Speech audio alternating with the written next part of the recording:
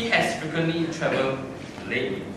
He has experienced the good and the bad, but nothing beats the bad that happened in the Kuala Lumpur. Due to his stupidity, yes, he faced stupid moment. To know what it is, please invite our speaker, Toastmaster Gary, DC in Kuala Lumpur.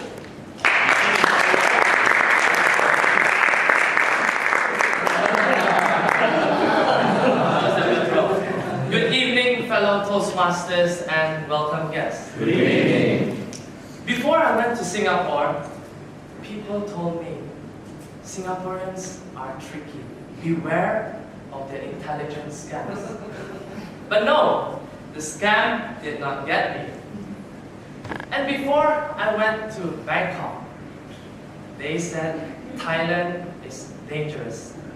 Beware of their flawless, intelligent rip-off techniques. But no, Thailand is too tame for me. Then I went to Kuala Lumpur. I was brazen. Nobody warned me what to expect in Kuala Lumpur. I went to Kuala Lumpur defenseless, knowing nothing about Kuala Lumpur. And so the day comes. The day I arrived at Kuala Lumpur, and first things first, I need to get a taxi to the hotel. I walked out of the airport, and before I could go out, in hopes that I could find a taxi stand, an Indian man approached me, greeted me, and asked, "Taxi?" I said, "Yes, I need a taxi." "Oh, please sir, please, please." He pointed at my luggage. "Please sir, into the elevator. Please sir, out of the elevator. Please sir, into the car." At that point, I was already a Toastmaster and I felt that he was abusing the word of the day. Please was the word of the day. And I realized that I was so obedient in following his directions that I did not doubt or question whether he was a legitimate taxi driver. He could be a kidnapper.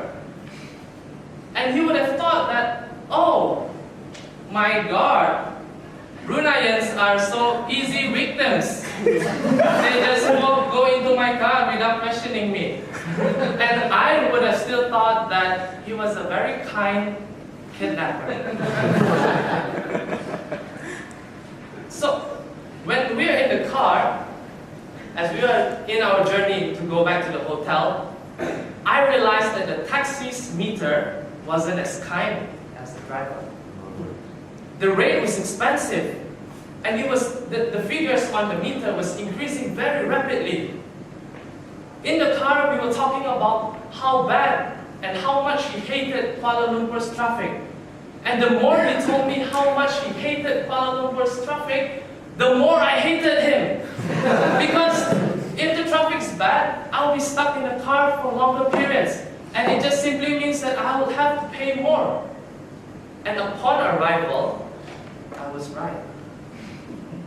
The meter states 160 ringgit.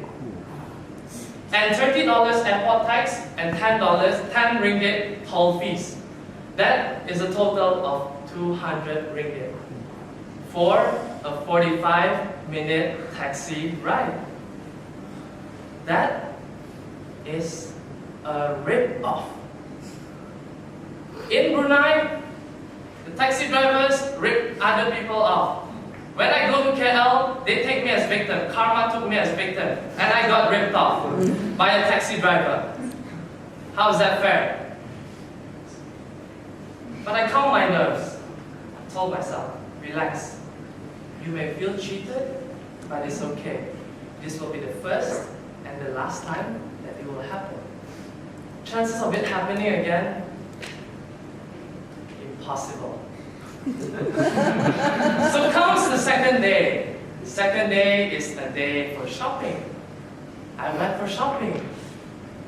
And to not disgrace the Bruneian race, despite being a less wealthy Bruneian, I went to G2000 to shop for clothes. And for your information, G2000's clothing averages around 300 ringgit.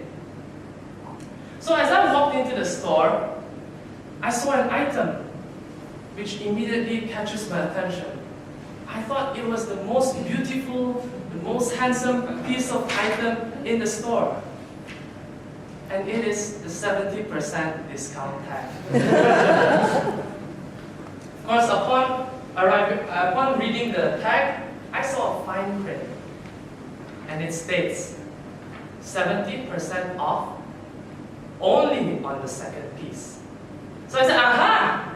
You're not gonna get me there. I saw the fine print. I'm just going to buy 2 pieces of clothing to make my money worth it.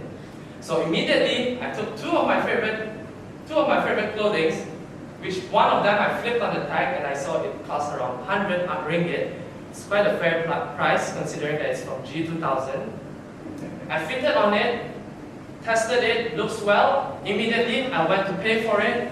I passed my card to the cashier, swiped it, paid for it, got the receipt, and I walked out of the store.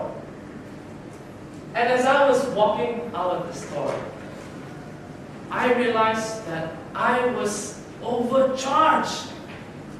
I was bummed.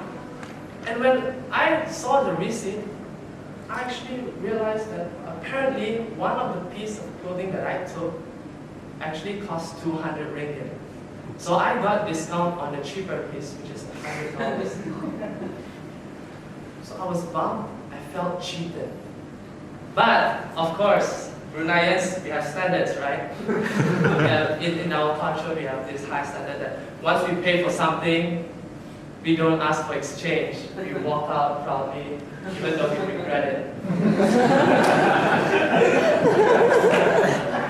Because if you do not have, for Bruneians, if we do not have a strong reason to exchange for an item, and for my case, I was just merely being cheap, and that is not a good reason, we do not turn back and ask for an exchange. We just walk out the door, never looking back, literally, and regret it. So ladies and gentlemen, these 2 incidents in Kuala Lumpur has made me feel reluctant in revisiting Kuala Lumpur. Let's just say that Kuala Lumpur is just too smart for me. It's not the place for me to visit.